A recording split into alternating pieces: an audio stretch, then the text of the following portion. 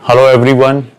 In this video we will talk about how mRNA vaccines work, because nowadays we are so much listening to the Moderna and the Pfizer vaccines, and there are so many talks going around in across everywhere.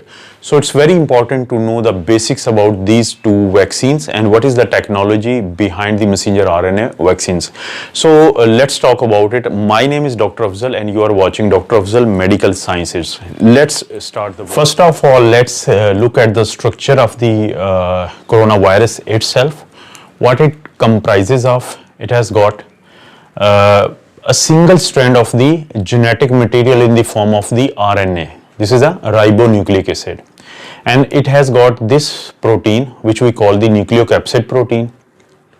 And the most important protein on the surface of the membrane is the part of the virus which covers the genetic material, or which covers the RNA. Now this is known as the spike protein or the spike glycoprotein. These are the spicules, and this one is the membrane protein, and this one is the E or envelope protein.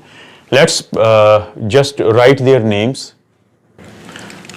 So if we look at the structure once more closely, here you see this is the RNA or the ribonucleic acid. This is the genetic material of the coronavirus, and it has got a protein which we call the nucleocapsid protein. Now this genetic material is covered by a membrane. This is a membrane. This black encircling is the membrane, and here is the M protein or the membrane protein, and this one is the E protein or the envelope protein. And the most important protein on the surface of the this coronavirus is the S protein or spike glycoprotein. Why this is the most important structure on the surface? Because with the help of this very S protein, the coronavirus attaches with our bodies those cells which have got ACE2 receptors on their surface. So that is why this is very important that the S protein is located on the surface of the coronavirus as a spicule.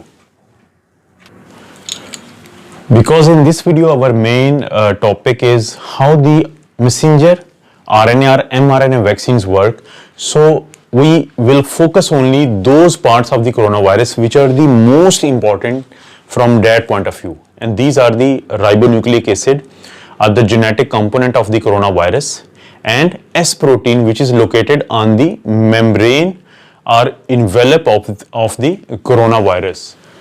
Now if we look at the structure of the human cell, it comprises of two very important components. One is the nucleus, which contains the genetic material of the human beings in the form of the DNA, which is deoxyribonucleic acid, as opposed to RNA of the coronavirus, which is a single stranded. DNA is a double stranded, but it has got a chromosome which have genes and all the genetic information needed for the human beings. Outside of the nucleus is the cytoplasm. Now there is a demarcation between the nucleus and the cytoplasm. Now what happens normally in our body, that whenever our body needs to make some protein, some hormones, some structure, then what will happen, that this double stranded DNA, it will make a single stranded RNA which we call the messenger RNA.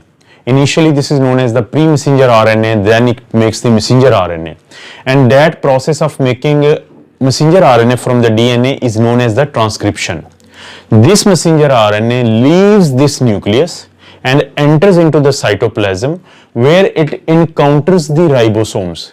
Now the ribosomes read the message which this messenger RNA has brought from the DNA from inside the nucleus, and it, based on that message, it builds protein with the help of the amino acids, and which then make the polypeptide, and ultimately it leads to the formation of the proteins. Now it's a sort of a complex process where there is a need of the transfer RNA, but let's not go into those details. So based on this message coming from the DNA, ribosomes help in the making of the protein, and this process of making proteins from the messenger RNA is known as the translation. This is what happens normally in our bodies. So let's see how a coronavirus actually infects our cells normally. When I say normally, it means usually. This coronavirus, it comes towards our cells, especially the one which has got these ACE2 receptors on their surface. These are mostly located in the respiratory tract and especially type 2 alveolar cells. So the membrane diffuses with the cell membrane of our body, and this genetic material of the coronavirus, which is RNA, it enters in our body. Now this ribosome, it was waiting for a messenger RNA which should have come from this DNA located inside the nucleus of human cells. Instead, when it looks at this RNA coming from the virus, it sort of cheats itself or thinks that this is the same RNA which was supposed to come from here, and it starts reading the message. Now the message which is present inside this genetic material of the coronavirus, which we call the RNA, is to make the components, different components of the coronavirus which I had mentioned, like spike protein, E protein, M protein, and RNA itself. So when these are made, these are packaged by the rough endoplasmic reticulum and Golgi apparatus of our own cells, and they help the virus in making new viruses which we call the virions. And once there are certain quantities of these viruses, they just break off from the cell and our immune system starts having a fight, but by then most of these have grown in a large number. Now what these two companies like Moderna and Pfizer or BioNTech are doing, they are taking a very specific part of this RNA of the virus. What is that part? That part of the RNA only encodes for the spike protein. It has got the message on only how to make the spike protein, and they wrap this segment of the RNA in the phospholipid bilayer, which we call the nanoparticles, because we do not want our body's immune system to recognize this segment of the RNA as a foreign agent, and that will be immediately destroyed by our innate immune system. And this is how our immune system actually works. Whenever it comes across any part or whole of the RNA and DNA outside of the cells, and that part especially doesn't belong to our own body, then our immune system will destroy it. In order to prevent that destruction, the scientists have devised a way to develop these very tiny small particles which we call the nanoparticle. So they wrap it in the nanoparticles, this part of the RNA, segment of the RNA which encodes for the spike protein, and then they inject it in the deltoid muscle in the form of the vaccine. Now once you have been injected with this messenger RNA or mRNA vaccine, it is given in the muscle or the deltoid muscle. Now that will go towards most of your cells, and what will happen there? Once it is on the surface of the cell, this phospholipid bilayer, it will dissolve here, and it will sort of inject or will let the segment of the messenger RNA which it was wrapping around inside the cell. Now this segment of the RNA has entered into these human cells. From there, the ribosome, it attaches itself with this segment of the RNA which contains a genetic message, and it decodes the genetic message or translates it, and it will then form that component of the virus which it was carrying a message for. And the message for was the segment of the RNA was that of the spike protein production.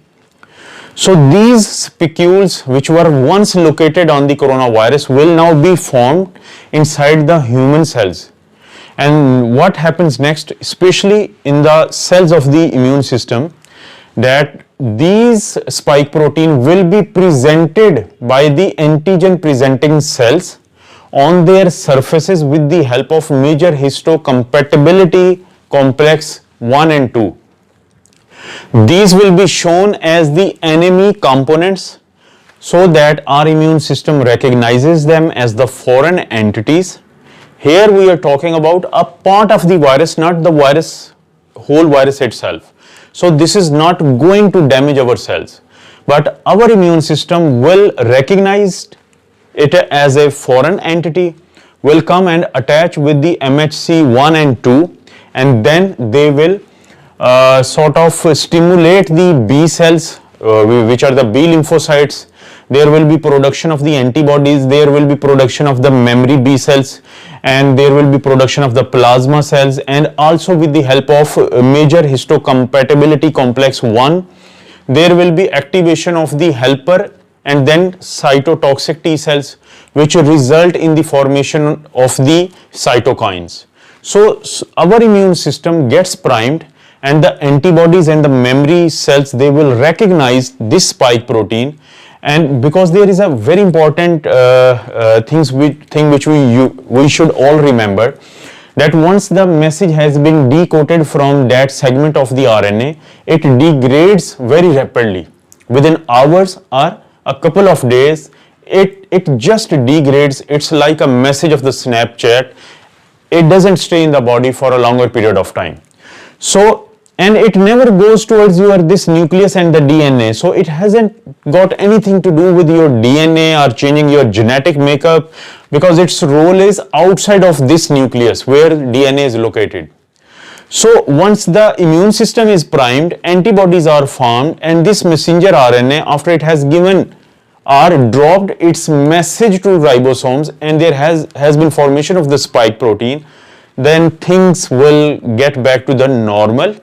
The person will be able to fight off any future coronavirus assault, whatever it may be. So this is the basics of how the messenger RNA vaccines work. These are not dangerous up till now. We haven't seen so many side effects. These are very easy to produce, especially in the larger quantities. So friends, thank you so much for watching these videos. And I'll request you, if you like the video, press the like button. If you think this is a shareable video, please share it with your friends.